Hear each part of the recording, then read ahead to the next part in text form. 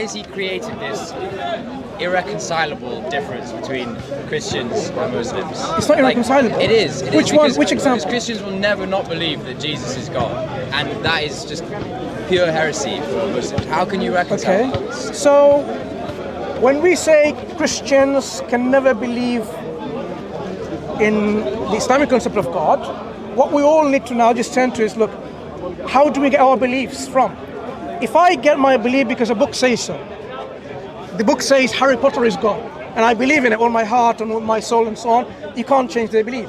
But if I want to know whether whoever is now ascribed to be God or depicted to be God, is that person really worthy of worship?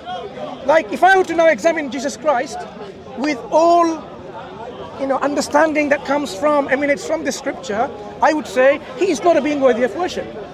When you read the Bible, what does Jesus say? I can of myself do nothing. I do not know when the hour is going to come to an end.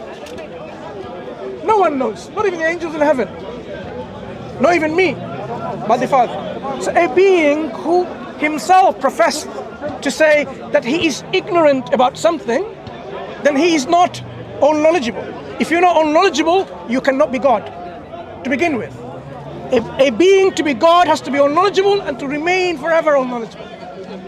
If Jesus is depicted by his own mouth that he doesn't know when the hour is going to come to an end, Mark 13:32, I think, then from his own admission, he cannot be God. So how the Christian says like, oh, he said that when he was on this earth as a man. What did he say actually? He said, no one knows the hour. Not even the angels in heaven. Not even the Son, but only someone. So he didn't just say, I didn't know. He actually said, oh, there is only one, exclusively one being who knows the hour. And that is not even the Holy Spirit. Excluded.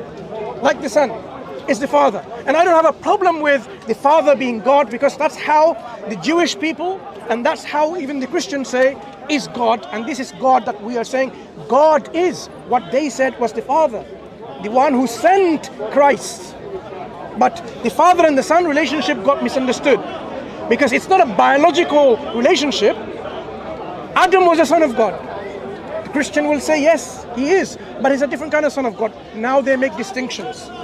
The Bible doesn't make a distinction. The Bible says Adam is the son of God. Ephraim is the firstborn of God. Wow. Even a firstborn. Does it mean that's his, first child that should be worshipped? No. That's not what the biblical language depicts what a son of God is.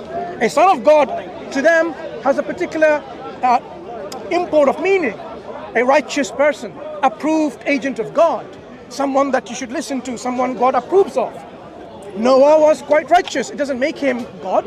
Neither does Adam become God because he's the son of God. From the dead, Jesus. Okay. So rising from the dead, why would that make anyone God? If I rise from the dead by someone else, like God, if God raises me up from dead, what's so special about me that I'm God? Nothing. I will be raised from the dead. So will be everyone else.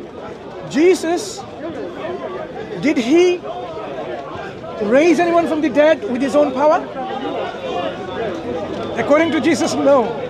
He was a man approved by God with wonders and miracles from God. Didn't he raise Lazarus from the dead? Yeah. By his own power or the power of God? They're one and the same. No. Did he raise with his own power?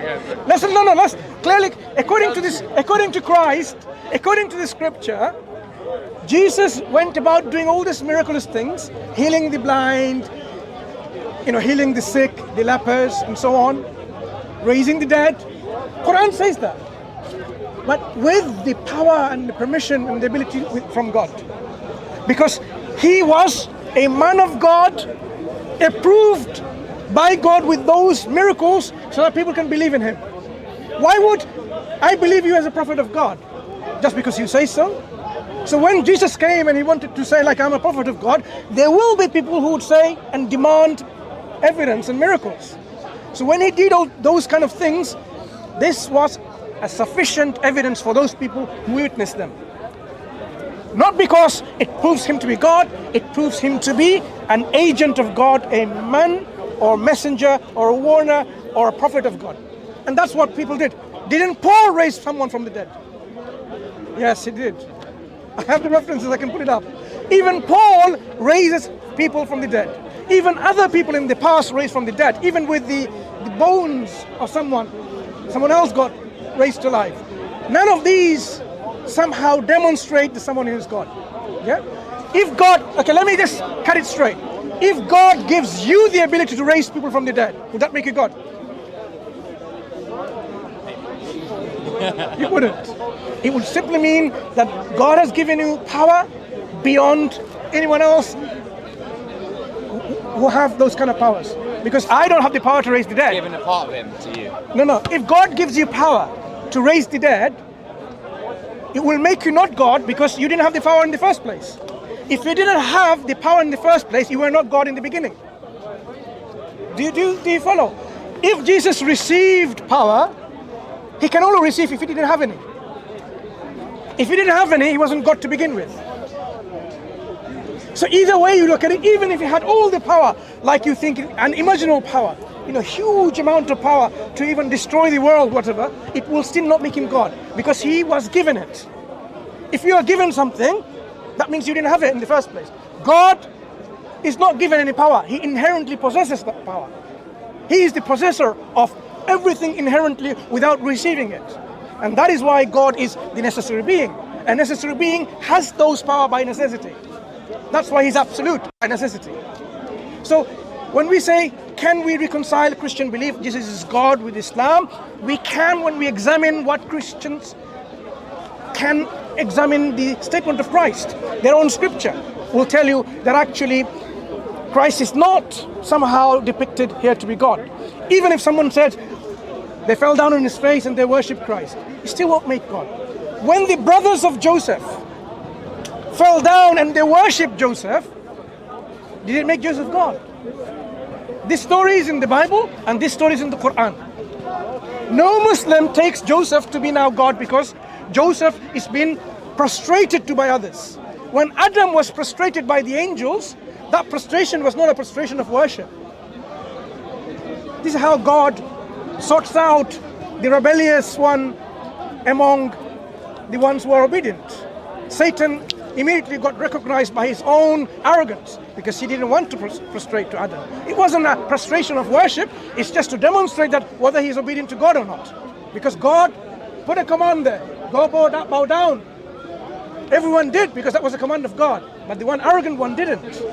So that is why when we have the people who are free thinkers, liberals, atheists, and agnostics, one of the things that they're struggling with is this surrendering to God, because it's very difficult for them to bow down, to surrender, to submit to God.